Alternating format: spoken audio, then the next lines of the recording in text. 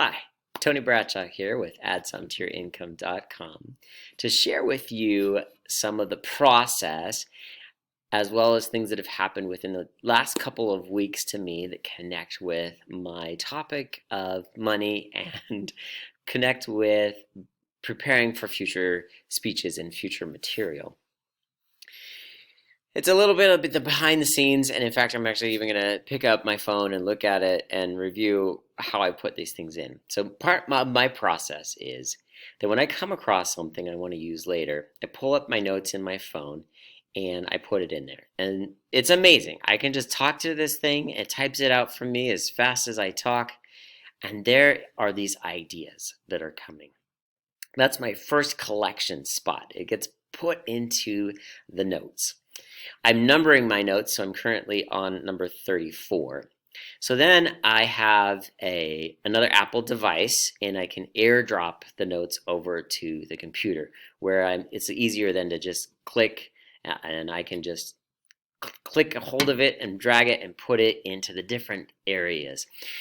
As I organize my material, I put it under my three main topics of how to increase labor income, how to increase passive income, how to increase gift income.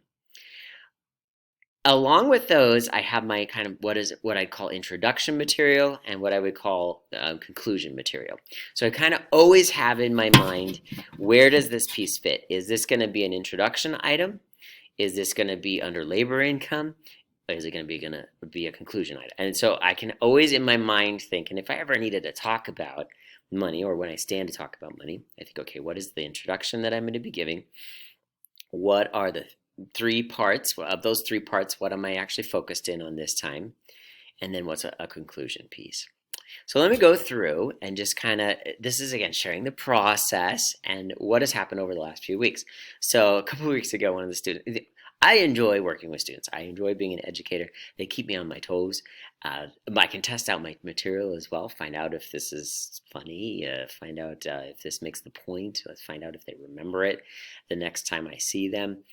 And it just gives me a chance to, work with real life people who can, be some of the most interesting people in the world, actually. But anyway, so in the hall the other day, and I'm just watching the hall. It was the end of the day, and this quirky, maybe quirky is not the best word, because he's willing to say what comes into his head, that kind of a kid.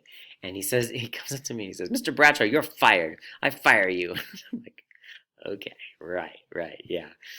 And so then the next day he comes up to me and he says, "What are you doing here? I fired you yesterday."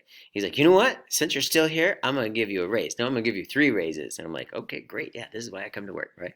And what is my brain doing in that moment? My brain in that moment is thinking, okay, this has gotten funny to the other way. And I'm thinking labor income, right? Because what's it like? What's it like to work for someone else? To have someone else that has that power over you, that they can come up to you and say, "You know what? We're done. You're fired." No reason. This is an at-will employment. We wouldn't hire you today if you walked in the door, and you may go on your way. And how does that feel? What is that like? And then even the other way around, like that same person could come up to be like, "We're going to give you a raise 3 times, 3 bonuses." So anyway, yeah, I just totally cracked up, and I was like, I just keep showing up to work like usual, I guess, right? And that's what we do. Sometimes I have this next item is just a random little quote or little phrase to put in somewhere that could be funny. And what I wrote is, well, the reason why I don't like camping is because everyone's so intense. No, everyone's intense. Everyone's intense when you are when you're camping. So I put that there. Later, when I then plug it into my pieces, that's one of my phrases. I put it under phrases, possible phrases to use to, kind of just smooth things from one to another. Why don't I like camping? Well, everyone's intense. little bit of humor, those little pieces that help again, whether in the classroom or in the speeches that I'm putting together. Let's see. Oh, another name for frivolous spending. All right. Now, I do talk about spending a little bit. It's not my main topic, but I do have a whole folder with spending and how to keep your spending the same and not focus on that. Right? Because so much of the material focuses on spending. spend less. And you live your life when you're focused on the negative side. You're like, okay, all right, how much are we going to spend? All right, what are we going to spend this on? How can we spend less? You're going to okay, how much are we spending at the store? And you find yourself, you're saying spend, spend, spending, spending. And that's what you focus on. And so then when you go to the grocery store, all of a sudden you're like, oh, this is the place where we do this spending thing. We've been thinking about this all the time. And you walk out of there realizing you lost total control and you know, spend. I know that wasn't correct grammar, but there you go, right? So how to not focus on that, but there is the need for it. There is the need for you to have that money, and I call it frivolous spending. It is one of 5 the bank accounts is to have a frivolous spending account so that you tell your money how to flow. And you put it into that account and you say, I'm going to let this flow. Well, anyway, I was talking with my parents, as it happened to be, about this, and my mom called it mad money. You know, when you just go crazy, right? So mad money is I kind of like that. It both starts with M, right? Mad money. So I put that in here, and later I will plug it in into my 5 bank account section under frivolous spending. I have in here a little quote. This is about, so when you go to do passive income and you go to figure out what do you do that's valuable, what do you have that you're going to give the world that other people are going to value? And when you do you, it requires that you have woken up. You're not just walking through life asleep. And so I got this quote. It's by someone named Rick O'Barry, and I didn't note here who this is. So sometimes if I'm actually going to get the quote all the way into a speech, I will find out who Rick O'Barry is, and I will find out, I'll make sure like I have that information and figure out how well I can cite this source. I may even verify the quote as well. Although I believe this one was during an interview in a book I was reading, so it seems pretty reliable. And what he said is that billions of people on this planet wake up every day. They go to the same job. They do the same thing. They go home. They go to sleep. They wake up and do the repeat tomorrow. They're just going through their life. They're hoping that, you know, they just won't bump into something on their way to their job. Okay, they are doing mindless work. They watch television. They get up the next day, and then they do it all over again. And this is the part that I loved about this. This is why I wrote it down. He said, most people are sound asleep.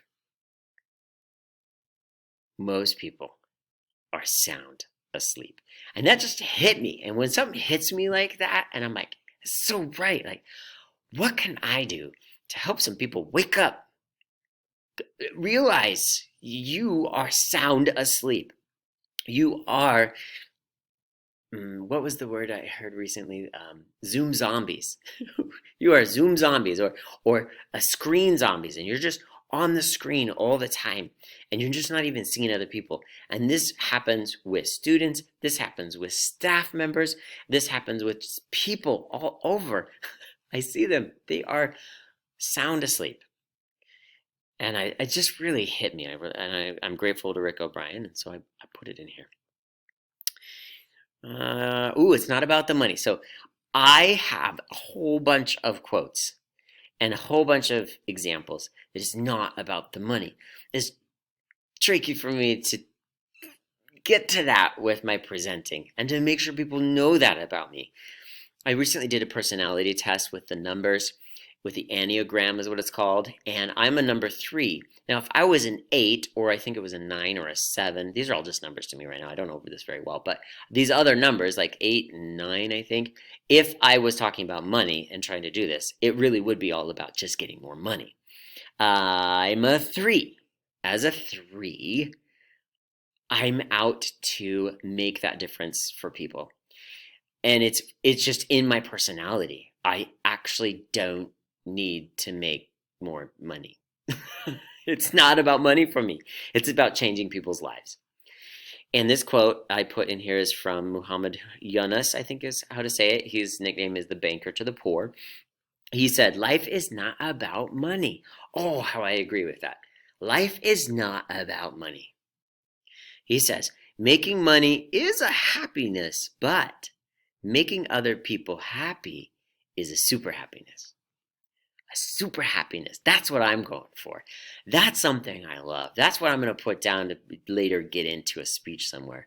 I'm looking for super happiness. And you, to really make that difference in the world and have lots of money flow to you, need to not focus on the money. Yes, making more money makes you happy, but making other people happy is, as Muhammad calls it, super happiness. Don't I want that? Don't you want that? I mean, don't we want that?